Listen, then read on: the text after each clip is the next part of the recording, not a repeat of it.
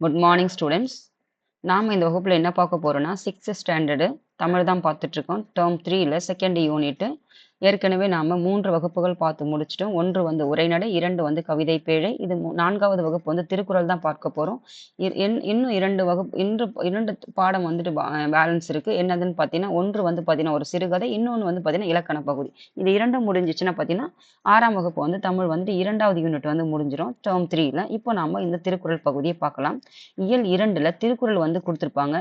அதுக்கப்புறம் என்னென்ன அதிகாரங்கள்னு பார்த்தீங்கன்னா, அரண் வலியுறுத்தல், ஈகை, அதுக்கப்புறம் வந்து இன்னா செய்யாமை, கொல்லாமை, பெரியாரை பிழையாமை. இதுதான் வந்துட்டு இந்த பாடத்துல நமக்கு கொடுக்கப்பட்ட திருக்குறள். மொத்தம் 10 திருக்குறள்கள். இதுல வந்து 2 திருக்குறள் கொடுத்துருக்காங்க. ஈகையில வந்து 2, இன்னா செய்யாமையில வந்து 3 திருக்குறள், கொல்லாமையில வந்துட்டு 1, பெரியாரை பிழையாமையில 2 திருக்குறள். மொத்தம் 10 திருக்குறள். அப்போ உங்களுக்கு ஒரு ஹோம்ஒர்க்குமா, இந்த திருக்குறளுக்கு வந்துட்டு திரு என்ற அடைமொழியால் அழைக்கப்படக்கூடிய நூல் எதுன்னு கேள்வி கேட்டிருப்பாங்க. அதனால நீங்க என்ன செய்றீங்கன்னு பார்த்தீங்கன்னா, இந்த திருக்குறளை எப்படி வந்து பிரிக்கிறதுன்னு பிரிச்சுக்கோங்க. அதுக்கப்புறம் திருக்குறள் வந்துட்டு ஆசிரியர் யாருன்னு பாருங்க. அவர் எந்த காலத்துல அவருடைய காலம் என்னன்னு பாருங்க. எத்தனை ஆண்டுகளுக்கு முன்னாடி வந்து அந்த திருக்குறள் வந்து இயற்றப்பட்டதுன்னு பாருங்க. அதுக்கப்புறம் திருக்குறள்ல வந்துட்டு எத்தனை பகுப்புகளாக பிரிச்சிருக்காங்கன்னு பாருங்க. திருக்குறள்ல வந்துட்டு அந்த பகுப்புகள்ல வந்துட்டு எத்தனை அதிகாரங்கள் இருக்குது, எத்தனை இயல்கள் இருக்குதுன்னு பாருங்க. அப்ப இயல்கள் மொத்தம் எத்தனை இயல்கள், ஒரு பகுப்புலையும் எத்தனை இயல்கள், மொத்த இயல்கள் எத்தனை, அதுக்கப்புறம் எத்தனை அதிகாரங்கள், இதையெல்லாம் பாருங்க. அதுக்கப்புறம் ஒவ்வொரு அதிகாரத்துல எத்தனை திருக்குறள்னு பாருங்க. மொத்தம் எத்தனை திருக்குறள்னு பாருங்க. அதுக்கப்புறம் வேற என்ன, இது வரைக்கும் இது ஒரு பேசிக்மா. அப்போ திருக்குறளுடைய சிறப்பு பெயர்கள் பாருங்க, திருவள்ளுவருக்கு சிறப்பு பெயர்கள் பாருங்க. இது வரைக்கும் நீங்க ஒரு பேசிக்கு பார்த்து இதெல்லாம் தேடி எழுதி வச்சுக்கோங்கம்மா. தேடி எழுதுனீங்கன்னா தான் அதை நீங்க நம்ம ஒரு கடினப்பட்டு ஒரு பொருளை வந்து நம்ம செய்யறோம்னா அதை நம்ம பாதுகாப்பு இல்லையா, அதே தான் இந்த வேலையை நீங்க இது தேடுறது வந்து எளிமை கிடையாது. அப்போ இது ஒவ்வொன்றுத்தையும் நீங்க தேடி தேடி இங்க எழுதி வச்சீங்கன்னா அதை நீங்க பாதுகாக்கவும் செய்வீங்க, அதை படிக்கவும் செய்வீங்க, அதை படிச்ச வழியில் நீக்கவும் செய்வீங்க. அதனால தேடுங்க. இல்லைன்னா அதை மொத்தமா நாங்க கொடுக்கறத விட நீங்களே அதை தேடினா அதற்கு என்ன செய்யுது, மதிப்பு வந்து அதிகம். அதனால தேடி எழுதி வச்சுக்கோங்கம்மா. இப்போ பாருங்க, அரண் வலியுறுத்தல்ல 2 திருக்குறள் வந்து கொடுத்துருக்காங்க. அரண் என்ற அதிகாரம், இந்த அதிகாரம் வந்துட்டு எத்தனையாவது அதிகாரம், எந்த இயல்ல வருது அப்படின்றது தேடி இதையும் பாருங்க. அதே மாதிரி இந்த ஈகை என்பது எத்தனையாவது அதிகாரம், எந்த இயல்ல வருதுன்னு பாருங்க. என்ன செய்யாமை, அதையும் பாருங்க. இந்த மாதிரி ஒவ்வொரு அதிகாரத்தையும் எந்த இயல்ல வருது அப்படின்றது எத்தனையாவது அதிகாரம்னு பாருங்க. இதெல்லாம் தெரிஞ்சு வச்சுக்கினா இதெல்லாம் ஒரு பேசிக். இப்படி ஏதி ஏதி வச்சுக்கிட்டீங்கன்னா கொஞ்சம் கொஞ்சமா சிறுக சிறுக சேர்த்தீங்கன்னா பெருசா உங்களுக்கு ஒரு நோட்டா கிடைச்சிடும். அதுக்கப்புறம் பாருங்க, அரண் வலியுறுத்தல். அறத்தை வந்துட்டு எப்படி வந்து வலியுறுத்துறாங்க உங்களுக்கு வாழ்க்கைக்கு. இந்த பாடமே செகண்ட் யூனிட்டே எப்படி இருக்குன்னு பார்த்தீங்கன்னா, அறத்தை போதிக்கக்கூடிய பாடங்களாக தான் இருந்திருக்கும். அது உணவு முறையிலையும் அறத்தை போதிக்கிறது. நீ செய்யற வந்து அற செயல்கள் வந்து எதுன்னு கொடுத்துருப்பாங்க. உன் வாழ்க்கைக்கு நீ பின்பற்றக்கூடிய அற செயல்கள் எப்படி, நீ ஒரு மனிதன் ஒரு நல்லவனாக நீங்கள் நல்லவர் என்பது, நீ நல்லா இருக்குன்னா எந்த மாதிரி செயல்கள்லாம் இருக்குது. அதே மாதிரி பார்த்தீங்கன்னா, திருக்குறளுக்கு இணையானது வந்துட்டு பராபர கண்ணி வந்து தாழிமானுடைய பாடல் வந்து பார்த்தோம். வாழ்க்கை நெறிக்கானது அதே ஈக்குவல் தான் வந்து இதையும் கொடுத்துருப்பாங்க. இப்ப பார்க்கலாம் வாங்க. மனத்துக்கண் மாசிலன் ஆதல் அனைத்து அரண் ஆகுல நீர பெற. அப்போ மனத்துக்கண் மாசில ஆதல் என்பது மனசுக்குள்ள, அதாவது மனதுக்குள்ள மாசு என்பது பார்த்தீங்கன்னா, மாசுனா குற்றம், அதாவது மாசுனா குற்றம். அப்போ இளன் என்பது என்னன்னு பார்த்தீங்கன்னா குற்றம் இல்லாமல், ஆதல் என்பது என்னன்னு பார்த்தீங்கன்னா இருத்தல். அப்போ மனசுல குற்றமில்லாமல் இருத்தல், அதுதான் என்ன சொல்றாங்க, சிறந்த அறம். அப்போ மனசுல குற்றமில்லாமல் இருப்பதே வந்துட்டு சிறந்த அறம். அனைத்து அரண், மற்ற அறங்கள் எல்லாம் ஆகுல நீர பிற. அப்போ மற்றவை எல்லாம் என்னன்னு பார்த்தீங்கன்னா, மற்ற அனைத்து அறங்களும் ஆகுல நீர பிற. மற்றவை எல்லாம் என்ன செய்யறது, வெறும் ஆகுல நீர பிற என்பது வெறும் ஆரவாரமே. வெறும் ஆரவாரம்னா என்னது, மற்றவங்களுக்கு காட்டிக்கிறதுக்காக செய்யறது தானே ஒழிய, ஆனா நீ மனசுல குற்றம் இல்லாமல் எந்த ஒரு குற்ற செயல், அதாவது குற்றமே என்னது, ஒரு தூய்மையா தூய்மையா பியூரா இருக்குதுதான் வந்து குற்றம் இல்லாமல். எந்த ஒரு குற்றமே இல்லாமல் மனசு வந்துட்டு பியூரா இருந்துச்சுன்னா, எதை பத்தியும் சிந்திக்காம எந்த ஒரு கெட்டதும் நெகட்டிவிட்டி உள்ள இல்லாம இருந்துச்சுனாவே அதுதான் வந்து சிறந்த அறம். மற்றவை எல்லாம் என்னதுன்னு பார்த்தீங்கன்னா வெறும் ஆரவாரம் தான் அப்படின்னு சொல்லிட்டு திருவள்ளுவர் வந்துட்டு அரண் வலியுறுத்தல் என்ற அதிகாரத்துக்கு கீழே இந்த குறள் வந்து கொடுத்திருக்காரு. உங்கள் வாழ்க்கைக்கான குறள். 2வது பாருங்க, வாழ்க்கை குறள் படிச்சீங்கன்னா பொருள் புரிஞ்சு நிச்சயம் உங்க வாழ்க்கையில பின்பற்றி வாழ்க்கையில நடக்கணும் அப்படின்றதுக்காக தான் இந்த குறள் வந்துட்டு உங்களுக்கானதா எடுத்துக்கோங்க. 2வது பாருங்க, அழுக்காறு அவா வெகுளி இன்னா சொல் நான்கும் இழுக்கா இயன்றது அறம். அழுக்கு ஆறு அழுக்காறு என்பது என்னன்னு பார்த்தீங்கன்னா பொறாமை. அவா என்பது என்னன்னு பார்த்தீங்கன்னா பேராசை. வெகுளி என்றால் என்னன்னு பார்த்தீங்கன்னா சினம். இன்னா சொல் என்னன்னு பார்த்தீங்கன்னா கடுஞ்சொல் பேசுதல். அதாவது இனிமையான சொல் கிடையாது, கடுமையான சொற்கள் பேசுதல் வந்து இன்னா சொல். அதுதான் வந்து கடுஞ்சொல் பேசுதல். இவை நான்கும், இந்த நான்கும் இல்லாமல் வாழ்வதுதான் வந்துட்டு சிறந்த அறம். பாரு, அதாவது அழுக்குன்னா என்னது? உள்ளத்துல பொறாமைன்றதே இருக்கக்கூடாது. அந்த பொறாமை என்ன செய்யும்? கூட இப்போ ஒண்ணும் இல்ல. கூட படிக்கிறவங்கள கூட நீங்க பொறாமை, அதிக மார்க் எடுத்தா பொறாமை, நீங்க பொதுவா பாருங்க. ஒரு விஷயத்த நல்ல விஷயங்கள் நீங்க ஒரு ஒரு வகுப்பு பார்க்குறீங்க, ஒரு வகுப்பு எடுத்துக்கிட்டீங்க, நல்லா படிக்கிறீங்க. படிச்சேன்னு கூட சொல்ல மாட்டாங்க. அது ஏன்னு பார்த்தீங்கன்னா, சொல்லிட்டா அதுலயும் ஒரு பொறாமை. அப்போ ஒவ்வொருத்தர் கூட பொறாமை என்பது என்ன செய்யக்கூடாது? இருக்கவே கூடாது. பேராசை, அதாவது ஆசை என்பது சின்ன சின்ன ஆசை என்பது வேற. அந்த சின்ன சின்ன ஆசை வந்துட்டு பெரிய ஆசையா மாறுச்சுன்னா, அது என்ன செய்யும்? அது வாழ்க்கையில மிக சீரழிவை கொண்டு போய் சேர்க்கும். அதுவும் வந்துட்டு என்ன சொல்றாங்க? அதுவும் இருக்கக்கூடாது. அதுக்கப்புறம் வெகுளி. வெகுளின்னா என்னன்னு பார்த்தீங்கன்னா, சினம். சினம்னா கோபம். நம்ம கோபப்படுறோம் இல்லையா? எல்லாத்துக்கும் எடுத்தா நம்ம கோபப்பட்டோம்னா அந்த கோபத்துல செய்யற செயல்கள் என்ன போய் ஆபத்துல தான் போய் முடியும். அப்போ இதுவும் இருக்கக்கூடாது. கடும் சொற்கள். கடுமையான சொற்களை என்ன செய்யக்கூடாது? யாரையும் வந்துட்டு பேசக்கூடாது. சொல் பேசுனா அது வந்துட்டு நம்ம என்ன செய்ய முடியும்? அது வந்து அவங்கள வந்துட்டு மனச வந்துட்டு பாதிக்கும்னு தெரியும். அப்போ ஒருத்தருடைய மனச அது எத்தனையோ வழிகள்ல கொண்டு போய் அடுத்தவங்கள நிறுத்திரும். அப்போ எல்லாம் நீ தவிர்த்துட்டனா, இது இல்லாமல் இருந்தனா, இதுவே சிறந்த வாழ்க்கையாகும். இதற்கு மேல எந்த சிறந்த வாழ்க்கைக்கான அரசியல் எதுவுமே இல்ல. இதுதான் வந்துட்டு மிக சிறந்த அறம்னு சொல்றாங்க உன்னுடைய வாழ்க்கைக்கு. அதுக்கு அடுத்தது பாருங்க. ஈகை. ஈகை வந்துட்டு எத்தனையாவது அதிகாரம்னு பாருங்க. எந்த இயல்ல வருதுன்னு பாருங்க. இதெல்லாம் கொஞ்சம் எழுதி எழுதி வச்சுக்கோங்கம்மா. அதுக்கப்புறம் இன்னா செய்தாரை ஐயோ! ஈகை. இன்னா செய்யாமல ஈகை என்பது எத்தனையாவது அதிகாரத்துல வருதுன்னு பாருங்க. பாருங்க. வறியவர்க்கு ஒன்று ஈவதே ஈகை மற்று எல்லாம் குறி எதிர்ப்பை நீரது உடைத்து. அதாவது வறியவர்னா யாருன்னு பார்த்தீங்கன்னா, இல்லாதவர்களுக்கு நேத்து என்ன சொன்னேன் நானு? கடவுளுக்கு கொடுக்கிறத விட இல்லாதவங்களுக்கு கொடுத்தா அது கடவுளுக்கு செய்த சமம்னு சொல்லிட்டு தான் ஒரு ஒரு ஒரு கோட் ஒண்ணு போட்டிருந்திருப்பேன். அதுதான் வறியவர்க்குன்னா இல்லாதவருக்கு ஒன்று குடுக்கிறதே. அதாவது ஒன்றுனா இல்லாதவருக்கு ஒன்று ஈவதுன்னா கொடுக்கிறது. ஒன்று கொடுக்கிறது தான் வந்து ஈகை. இன்னைக்கு கொடுக்கக்கூடிய ஒரு கொடுத்தல். ஈகைன்னா என்னதும்மா? கொடுக்கிறது. அதாவது செய்யக்கூடிய கொடுக்கிறது தான் வந்து ஈகை. ஈகை பண்புன்னு சொல்லுவேன் இல்லையா? அதுதான். மற்றது எல்லாம் நீ மற்றவங்க யாருக்கு நல்லா செல்வ செழிப்போடு நேத்தே சொன்னேன். யார் உணவில்லாமல் பசியோடு இருக்கிறாங்களோ அவங்களுக்கு கொடுத்துதான் வந்து தர்மம், அது பசி ஆத்தும். இருக்கிறவங்களுக்கு போயிட்டு நல்லா ஏப்பத்தோடு நல்லா நெஞ்சு வரைக்கும் சாப்பிட்டுட்டு இருக்கவங்க போய் கொடுத்தா அது எது இருக்கா? அறம் இருக்கா? அதில் இல்லவே இல்ல. அதுதான் சொல்றது. வறியவர்க்கு ஒன்று ஈவதே ஈகை இல்லாதவர்களுக்கு கொடுங்க. அதான் மற்றவை எல்லாம் குறி எதிர்ப்பை நீரது உடைத்து. ஒரு பயனை எதிர்பார்த்து நான் ஒண்ணு செய்யறேன், நீ ஒண்ணு செய். நான் இதை செஞ்சேன்ல, நீ அதை செய். அப்படின்றது உனக்கு பயனை மற்றது வந்து என்ன சொல்றான்னு பார்த்தீங்கன்னா, ஏதோ ஒரு பயனை கருதி வந்துட்டு செய்யறது தான் அப்படின்னு சொல்லிட்டு 2வது அதிகாரத்துல ஈகை என்ற அதிகாரத்துல குடுக்கறத பத்தி சொல்லியிருக்கிறாரு. அதுக்கப்புறம் பாத்தீங்க 4வது ஈத்து உவக்கும் இன்பம் அறியார்கொல் தாமுடைமை வைத்திழுக்கும் வன்கணவர். அதாவது வந்துட்டு என்ன சொல்றாங்கன்னு பாத்தீங்கன்னா, ஈத்து உவக்கும்னா கொடுத்து மகிழும். அதாவது கொடுத்து ஈத்துனா என்ன பாத்தீங்கன்னா கொடுத்து. உவக்கும்னா பாத்தீங்கன்னா ஈத்து உவக்கும்னா கொடுத்து மகிழக்கூடிய தன்மை. இன்பம் இன்பம் யாருக்கு இருக்குன்னு பாத்தீங்கன்னா அறியார்கொல்.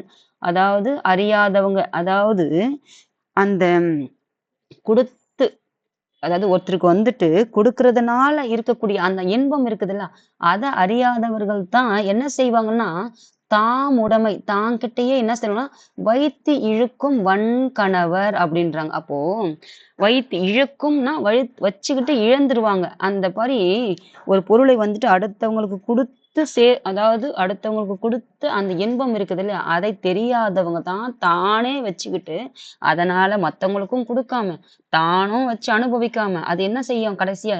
இழக்கக்கூடிய அதாவது இழக்கக்கூடிய சூழ்நிலை வரும். அந்த மாரி ஒரு செயல் வச்சுக்கிட்டு இருக்குங்க. அது இன்பத்தை பத்தி தெரியாதவங்க தான் அதுல மகிழக்கூடிய அந்த இன்பத்தை தெரியாதவங்க தான் தானே வச்சுக்கிட்டு, அதை தானும் ஒரு நாள் இழக்கக்கூடிய ஒரு சூழ்நிலை வரும். அப்படின்றதுதான் ஒரு பொருள். இதனுடைய பொருள் என்னன்னு பார்த்தீங்கன்னா, சில பேர் பார்த்தீங்கன்னா, காசு, காசு, காசு, காசு அதுதான் சொல்றது. பணம் வந்துட்டு அடுத்து பணத்துக்கு பின்னாடி எப்பவுமே நீங்க பணத்த மட்டுமே எய்ம் பண்ணவே பண்ணாதீங்க. ஒரு புள்ள வந்துச்சு. ஒரு என்ன படிக்க போறேன்னு கேட்டேன். அது இப்பதான் 10த் படிக்குது. சரி 10த்துக்கு அப்புறம் என்ன படிக்க போறேன்னு கேட்டேன். உனக்கு எய்ம்ன்னு கேட்டேன். ஆ ஐடி படிக்க போறேன்னுச்சு. ஏன்னு கேட்டேன். இல்ல என் ஃப்ரெண்டு சொன்னா. அதுல தான் அவங்க ரிலேட்டிவ்ஸ் எல்லாம் வந்துட்டு லட்சக்கணக்குல சம்பளம் வாங்குறாங்களாம். அதனால அது படிக்கிறேன்னுச்சு. அந்த புள்ள ஐடி படிக்க போறன்னும் போதே நான் அதுதான் நினைச்சேன். அது கரெக்ட்டா அப்படிதான் சொன்னது. அப்பதான் சொன்னேன். நீ பணத்த இப்பவே 10வது படிக்கும்போதே நீ பணத்த எய்ம் வச்சு நீ ஒரு வேலை தேடணும்னா, உனக்குன்னு இந்த பணத்தன்றது தூர வச்சுட்டு உனக்குன்னு ஒரு எய்ம் இருக்கும் பாரு. அத நோக்கி ஓடு. அப்பதான் அதனுடைய அந்த மதிப்பு என்னன்னு பார்த்தீங்கன்னா, எய்ம்ன்றது ஃபிக்ஸ் பண்ணா தான் உனக்கு அதனுடைய இது தெரியும். அதன் மூலியமா நீ பணத்த எடு. ஆனா, பணத்துக்கு பின்னாடி எய்ம வைக்காத அப்படின்னு சொன்னேன். அந்த மாதிரி நீங்க என்ன செய்றீங்கன்னு பார்த்தீங்கன்னா, பணத்த வந்துட்டு சேர்த்து எப்பவுமே வைக்காதீங்க. பணம் வந்துட்டு பணத்துக்கு பின்னாடி நீங்க பணத்துக்கு ஆசைப்பட்டு பாருங்க. அது நிச்சயம் உங்களுக்கு அது பின்னாடி ஓட தான் வைக்குமே காண்டி அது உங்களுக்கு நிறைவே தராது. ஆனா, நீங்க பணத்த அது ஒரு அது ஒரு விஷயமா எண்ணாத, நீங்க அந்த பணத்து மேல பற்று வைக்காம, நீங்க செய்யக்கூடிய செயல வந்து செஞ்சுகிட்டே இருந்து பாருங்க. அந்த பணம் வந்துட்டு உங்ககிட்ட சேர்ந்துகிட்டே இருக்கும். இத செஞ்சு பாருங்க. இது நடக்குதா இல்லையான்னு மட்டும் நீங்க பாருங்க. இதுதான் வந்துட்டு உண்மை. அதனால என்ன சொல்றான்னு பார்த்தீங்கன்னா, எப்பவுமே சேர்த்து வைக்காதீங்க. ஒருத்தர் கூட குடுத்து பாரு. நான் இப்ப கூட சரி, ஒரு பொருள் ரூ. 1 கூட எனக்குன்னு எடுத்து அந்த சேர்த்து வைக்கிற பழக்கமே என்கிட்ட கிடையவே கிடையாது. என்கிட்ட கேட்பாங்க, "உனக்கு என்ன வேணும் வாங்கிக்க. உனக்கு என்ன தேவையோ எடுத்துக்கன்னு." அப்ப நான் சொல்லுவேன், "என்கிட்ட இருக்குது நான் அடுத்தவங்களுக்கு, உங்ககிட்ட இருக்குது எனக்கு எதுக்குன்னு?" கேட்பேன். இந்த கேள்விய தான் நான் என் பிள்ளைங்ககிட்டயாவது, என் வீட்ல யார்கிட்ட கேட்டாலும், என்கிட்ட இருக்கிற காச நான் அடுத்தவங்களுக்காக வச்சிருக்கேன். உங்க காச வச்சுக்கிட்டு நான் என்ன செய்ய போறேன்? அதாவது என்னம்மா, ஒரு பொருள் ஒரு வயசு, ஒரு குறிப்பிட்ட வயசு, ஒரு குறிப்பிட்ட தேவை. இப்போ ஒண்ணும் இல்ல. ஒரு உணவு தேவை, உடை தேவை, ஒரு இருப்பிடம் தேவை. இது முடிஞ்சிருச்சா? ஒரு தேவை என்பது இது வந்துட்டு பேசிக். அத விடுத்து கொஞ்சம் ஆடம்பரம். இது தேவைடுச்சா? உங்களுக்கு பூர்த்தி ஆகுது. உங்களுடைய எய்ம் வேலை இது பூர்த்தி ஆயிடுச்சா? அதுக்கப்புறம் ஒரு குறிப்பிட்ட வயசுக்கு அப்புறம்னு பார்த்தீங்கன்னா, வாழ்க்கை நம்மள இது ஓட வைக்கிறதுக்கான தான் அடுத்தடுத்து இலக்கா ஒழிய, ஆனா இதெல்லாம் நீங்க ஒரு காலத்துல எல்லாமே சேர்ந்த பிறகு, திரும்பி பார்க்கும்போது என்ன வாழ்ந்தீங்கன்னு சொல்லிட்டு பார்க்கும்போது, நீங்க உங்க வாழ்க்கையில ஒண்ணுமே செஞ்சிருக்க மாட்டீங்க. அதுக்காக தான் உங்களுக்கு சொல்றேன். உங்க இலக்க வந்துட்டு என்னன்னு சொல்லிட்டு பண்ணிட்டு, இதெல்லாம் நீங்க செஞ்சு பார்த்தீங்கன்னு வச்சுக்கோங்களேன், நம்ம இவ்ளோ செஞ்சிருக்கோம்ன்னு தோணும். அதெல்லாம் நீங்க எதுவுமே பண்ணாத, எதுக்கோ ஓடிக்கிட்டே இருந்தீங்கன்னு பார்த்தீங்கன்னா, கடைசியா நீங்க வாழ்ந்திருக்கவே மாட்டீங்க. இதுதான் வந்துட்டு உண்மை. அதனால தான் உங்களுக்கு அந்த பாடங்கள் எல்லாம் நான் எடுக்கும்போது, போயிட்டு வாழ்க்கைய வாழுங்க அப்படின்னு சொல்லியிருப்பேன். ஒரு இலக்க வச்சுக்கிட்டு, அந்த இலக்க நோக்கி ஓடிக்கிட்டே இருக்கும்போது, அந்த இலக்கு அடைஞ்சதுக்கு அப்புறம் அதுக்கப்புறம் நீங்க இவரு சொல்லியிருப்பாரு பாருங்க. ரஜினிகாந்த் அவர்கள் வந்து சொல்லியிருப்பாரு. அவங்களுடைய வாழ்க்கை அவர் வந்துட்டு என்ன பார்ப்பாருன்னு பார்த்தீங்கன்னா, அதாவது ஆன்மீகத்தில வந்துட்டு பற்று இருக்கும் அவருக்கு வந்துட்டு. அவரு நெறைய அவருடையத எடுத்து பாருங்க. அவ்ளோ சொல்லியிருப்பாரு இந்த பணத்த பத்தி. அதனால இலக்கு என்பது வையுங்க. ஆனா திரும்பி பார்க்கும்போது நீங்க என்ன செய்வீங்க? ஒரு நாளைக்கு எல்லாமே நம்ம என்ன செஞ்சோன்ற மாரி ஒரு ஒரு கோட்ல வந்து நிப்பீங்க. அத விட நீங்க சின்ன வயசுல இதெல்லாம் கத்துக்கிட்டு செஞ்சுக்கிட்டே போகும்போது உங்களுக்கு அவ்வளோ ஒரு வாழ்க்கையில இவ்வளோலாம் செஞ்சிருக்குன்னு ஒரு ஒரு திருப்தி கிடைக்கும். பாருங்க. அதுக்கப்புறம் பாருங்க. இது முடிஞ்சுச்சுங்களா? இப்போ பாருங்க. இன்னா செய்யாமை.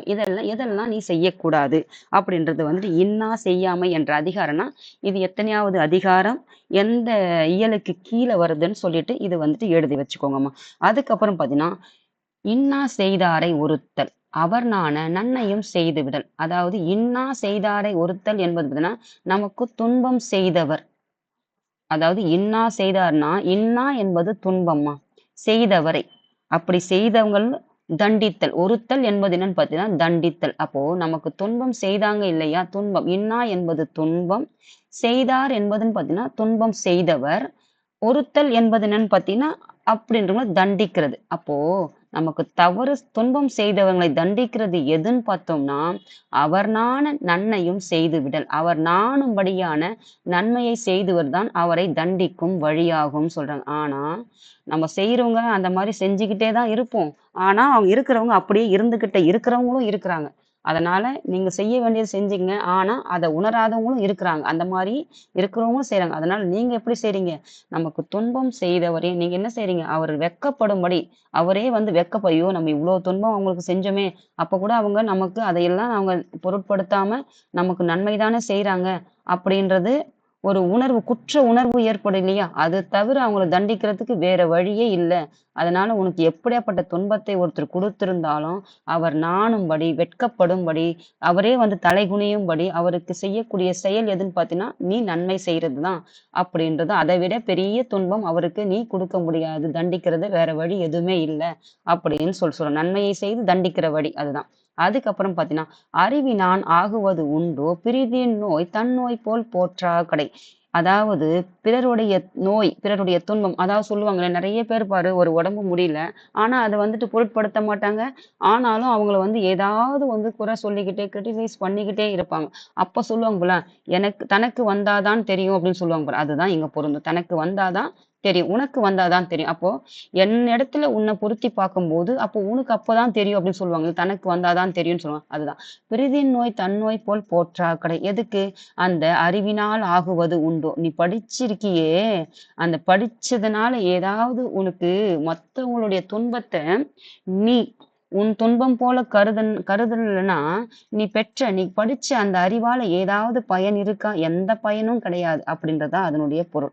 அதாவது நமக்கு ஒரு துன்பம் இருக்குமா, ஒருத்தருக்கு ஒரு துன்பம் இருக்குது. அப்போ அந்த துன்பத்தை வந்து தன் துன்பம் போல கருதுனா தான், நீ கற்ற கல்வியினுடைய பலன். அப்படி கருதலன்னா, நீ கற்ற கல்வியில ஏதாவது பயன் இருக்கா? அப்படின்றத தான் பாரு. பிற உயிரின் துன்பத்தை தமது துன்பம் போல் கருதாவிட்டால், தாம் பெற்றுள்ள அந்த அறிவால் எந்த பயனும் இல்ல. அப்போ அதுக்கு என்ன பயன்? அறிவுக்கும் நமக்கும் என்னம்மா வித்தியாசம்? படிக்கிறதுக்கும், கற்ற கல்விக்கும், மிருகத்துக்கும் என்ன வித்தியாசம்னா, நம்ம கற்ற கல்வி மட்டும் தான் 2க்குமான வித்தியாசம். அது கூட 4 நாளைக்கு பழக்கப்படுத்துனா, அந்த அந்த 5 அறிவு கொண்டது கூட செய்யும். ஆனா, நம்ம கற்றும் செய்யலன்னா, அப்ப அதுக்கும் நமக்கு ஏதாவது வித்தியாசம் இருக்கா? அதுதான் இதனுடைய பொருள். அப்ப கற்றதுனால என்ன செய்யணும்? பிறருடைய துன்பத்தை கூட நமக்கு தன்னுடைய துன்பம் போல கருதலன்னா, நீ வச்சிருக்கிற அந்த அறிவால எந்த பயனும் இல்லன்றது தான் இதனுடைய பொருள். அதுக்கப்புறம் பாருங்க.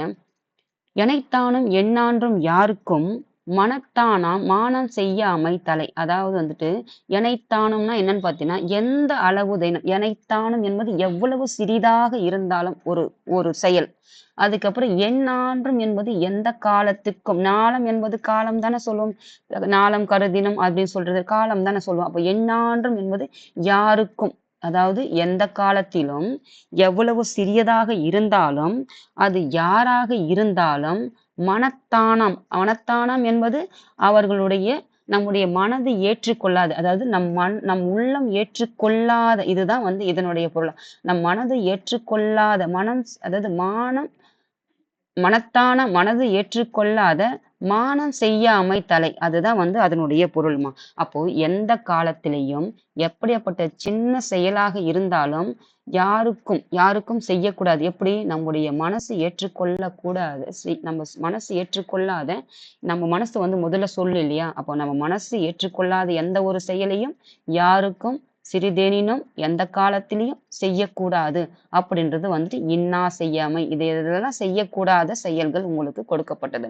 இதெல்லாம் நீ செய்யாத அப்படின்றது இதுல வர்றதுதான் இந்த குறள் அதிகாரத்தில். அதுக்கப்புறம் கொல்லாமை. இதுதான் மிகப்பெரிய கொல்லாமை என்பது மிக பெருசு, நமக்கு சொல்ல வேண்டிய ஒரு குறள். கொல்லாமை என்பது எந்த அதிகாரத்துல வருது?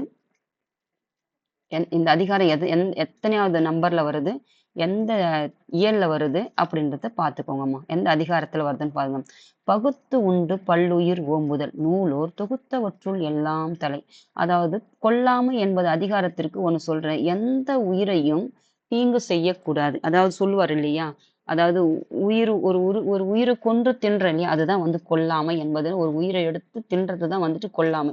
ஆனா நம்ம என்ன செய்றோம்? அப்படிதான் ஞாயிற்றுக்கிழமை ஆனா என்ன சொல்றது? ஓடுறது, தாவுறது, புடிக்கிறது, நீந்துறது, வெட்டுறது, குத்துறது எல்லாத்தையும் போட்டு இதுக்குள்ள போட்டு சாப்பிடுறோம். அந்த மாரி தான் அது. அப்போ ஒரு உயிரை அடிச்சு ஒரு உயிரை தின்றது. அது வந்துட்டு சைக்கிள். ஆனாலும் அது நமக்குன்னு ஒரு இது இருக்கு இல்லையா? நம்ம உயிர் போல தான் அதனுடைய உயிர் அப்படின்னு கருதுனா, அத கூட நம்ம செய்ய மாட்டோம். அதுதான் வந்து பகுத்துண்டு பல்லுயிர் ஓம்புதல் நூலோர் தொகுத்தவற்றுள் எல்லாம் தலை. பகுத்து உண்டு என்பது என்னன்னா, பிரித்து கொடுக்கணும். யாருக்கு பிரிச்சு கொடுக்கணும்? பகுத்து உண்டுன்னா பிரித்து கொடுக்கணும். யாருக்குன்னு பார்த்தீங்கன்னா, பல உயிர்களுக்கு. பல்லுயிர் என்பது என்னன்னு பார்த்தீங்கன்னா, பல உயிர்களுக்கு. ஓம்புதல் என்பது என்னன்னு பார்த்தீங்கன்னா, காப்பாற்றணும். அதாவது வந்துட்டு காப்பாற்றணும். அப்ப பல உயிர்களுக்கு நம்ம அந்த உணவை என்ன செய்யணும்? பல உயிர்களுக்கு நேத்து படிச்சு இல்லையா? அதே மாதிரி தான். பல உயிர்களுக்கு என்ன செய்யணும்னு பார்த்தீங்கன்னா, பிரிச்சு கொடுத்து காப்பாற்ற வேண்டும். அப்படிப்பட்டவங்க பார்த்தீங்கன்னா, நூலோர் தொகுத்தவற்றுள் எல்லாம் தலை. அதாவது நூலோர்னா என்னது பார்த்தீங்கன்னா, அறநூல்கள் நம்ம சான்றோர்கள் இயற்றியிருப்பாங்க இல்லையா? அறநூல்கள். அதுல சொல்லப்படுகின்ற அறங்களிலே சிறந்த அறம் எதுன்னு பார்த்தீங்கன்னா, நம்ம குடுக்கக்கூடிய ஒரு நம்ம உண்ணக்கூடிய உணவ பல உயிர்களா பிரிச்சு, அவங்களுக்கு குடுத்து காப்பாற்றுனா, அத விட சிறந்த அறம் வந்துட்டு எத வந்து நூல்கள்ல வந்துட்டு சான்றோர்களால் கொடுக்கப்பட்ட அறங்களிலே இல்ல. இதுதான் மிக சிறந்த அறம் அப்படின்றது அறத்துக்கானத சொல்லியிருக்காங்க. அப்போ குடுக்கிறத பிரிச்சு கொடுத்து எல்லா உயிரையும் காப்பாற்றணும். கொன்று கொன்று தின்றக்கூடாது. இதுதான் வந்து கொல்லாமை. நீங்க அந்த கொல்லாமைன்றத பார்த்துட்டு, ஒரு உயிர கொல்லாம இருந்து செஞ்சு பாருங்க. அதனுடைய ஒரு பியூரா இருக்கும். நம்ம ஒரு உள்ளமே அப்படி மனதாலயும் சுத்தமா இருக்கும். நம்ம வயிறே சுத்தமா இருக்கும். அவ்வளோதான். மனசு சுத்தமும் இருக்கும், வயிறு சுத்தமும் இருக்கணும்போது, அந்த உயிர கொன்று நம்ம வயித்துக்குள்ள குப்பைய போடாம இருக்கிற வரைக்கும். அதுக்கப்புறம் பாருங்க, பெரியாரை பிழையாமை. பெரியாரை என்ன செஞ்சக்கூடாது? அவங்கள வந்துட்டு பிழையாமைன்னா என்ன சொல்றது? அவங்கள வந்துட்டு எதுவும் அதாவது எப்படி சொல்றது? பெரியாரை பிழையாமைன்னா அவங்கள எதுவும் பண்ணக்கூடாது. அந்த மாரி வச்சுக்கோங்க. அப்ப பெரியாரை ஆற்றுவார் ஆற்றல் இகழாமை, போற்றுவார் போற்றநூல் எல்லாம் தலை. ஆற்றுவார் ஆற்றல் இகழாமை, போற்றுவார் போற்றலுள் எல்லாம் தமிழ். ஆற்றல் உடையவர்களை, அதாவது சிறந்தவர்களை, அறிவில் சிறந்தவர்களை, ஒரு செயல் செய்யக்கூடிய தன்மை உடையவர்களை என்ன செய்யக்கூடாது? இகழக்கூடாது. அவரால அது முடியும். அவரால உனக்கு ஒரு உதவி தேவை. அவங்கள என்ன செய்யக்கூடாது? இகழவா செய்யக்கூடாது. அதுவே தம்மை தீங்கிலிருந்து காத்துக்கொள்ள வழிகளுள் சிறந்த வழி. அத பெரியவரை என்ன செய்யணும்? துணையா வச்சுக்கணும். பெரியாரை வந்து என்ன சொல்றது? பகைச்சு கொள்ளக்கூடாது. நீ ஒரு செயல் வந்துட்டு ஒருத்தர் செய்யறாங்கன்னா, அந்த செயல் வந்துட்டு உனக்கு வந்துட்டு ஒரு சிறப்பு மிக்க செயல் அவரால செய்ய முடியுதுன்னா, அவர் என்ன செய்யக்கூடாது? கைவிடக்கூடாது. அவர் இகழக்கூடாது. அதுதான் உன்ன தீங்கிலிருந்து ஒரு பெரியவர்களை வந்துட்டு முன்னோர்களை வந்து வச்சுக்கலாம். இல்ல அறிவில் சிறந்தவர்கள்னு வச்சுக்கலாம். அவங்களை எல்லாம் நீ பாதுகாக்கிறது தான் உன்னை தீங்கிலிருந்து பாதுகாத்து காத்துக்கொள்ளக்கூடிய வழிகள் சிறந்த வழி எதுன்னு பார்த்தீங்கன்னா, அந்த பெரியவர்களை நீ இகழாமல் பாதுகாக்கிறது தான் வந்துட்டு நீ ஆற்றல் உடையவர்களைன்னு வந்து அறிவில் சிறந்தவர்களை அப்படின்னு வச்சுக்கோங்க. அவங்கள என்ன செய்யக்கூடாது? இகழக்கூடாது. அவங்களை போற்றி புகழ்ந்து உன் கூட வச்சுக்கோங்க அப்படின்றதுதான். அதுக்கப்புறம் எரியால் சுடப்படினும் உய்வுண்டாம் உய்யார் பெரியார் பிழைத்து ஒழுகுவார். அதாவது எரினா என்னது? நெருப்பு. அப்போ சுடப்படினும் சுடப்படினும் உய்வுண்டாம் அதாவது உய்வுண்டாம் என்பது என்னன்னு பார்த்தீங்கன்னா, பிழைத்துக் கொள்ள முடியும். அப்போ நெருப்பால் சுட்டவங்கள கூட என்ன செய்வாங்க பார்த்தீங்கன்னா, பிழைத்துக் கொள்வாங்க. நீங்க இப்ப கூட பாருங்க எங்கனா போனீங்கன்னா, பஸ்லயோ ஏதோ ஒரு இடத்துக்கு போறீங்க.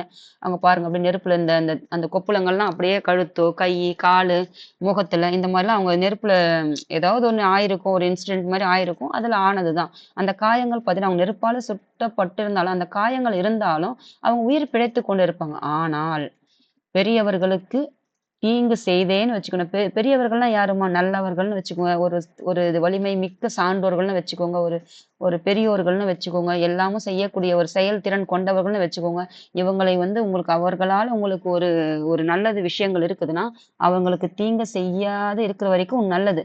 அப்படி நீ அவங்களுக்கு தீங்கு செஞ்சேன்னு வச்சுக்கோயேன், நீ அதுலருந்து தப்பவே முடியாது. நீ அந்த தீயில சுட்டப்பட்ட அந்த நெருப்பால கூட நீ தப்பிச்சுக்கலாம். ஆனா நீ பெரியவர்களுக்கு வந்து தீங்கு செஞ்சினா, நீ அதுலருந்து தப்பிக்கவே முடியாது.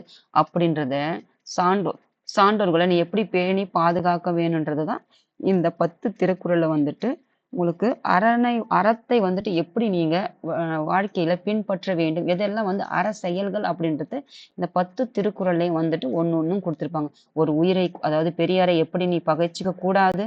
2வது எதுன்னு பார்த்தீங்கன்னா, ஒரு உயிரை எப்படி நீ கொல்லக்கூடாது. அதுக்கப்புறம்னா இதெல்லாம் செய்யக்கூடாது. எப்படியெல்லாம் நீ கொடை வந்துட்டு அதாவது குடுக்கணும். குடுக்கறத பத்தி சொல்லியிருக்காரு. அரணை வந்து எதெல்லாம் வந்து அரண் அப்படின்றத வலியுறுத்தியிருக்காரு. இதெல்லாம் 10 திருக்குறள்ல வந்து குடுத்திருக்காரு. இதோட இந்த திருக்குறள் வகுப்பு நிறைவடையுது. அதுக்கப்புறம் 2 வகுப்புகள் இருக்குது. பார்த்து முடிச்சுருவோமா. தேங்க் யூம்மா.